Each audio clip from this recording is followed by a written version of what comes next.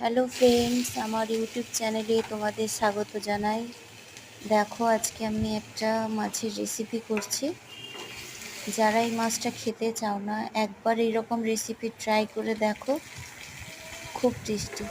প্রথমে তেলের মধ্যে রসুন বাটা, আদা বাটা, পেঁয়াজ বাটা, টমেটো কুচি, পরিমাণ মতো লবণ, লঙ্কা গুঁড়ো, হলুদ সব দিয়ে দিলাম।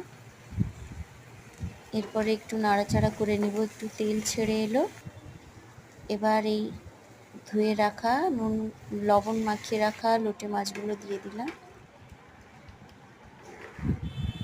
খুব সুস্বাদু হয়, একবার প্লিজ তোমরা সবাই ট্রাই করে দেখো।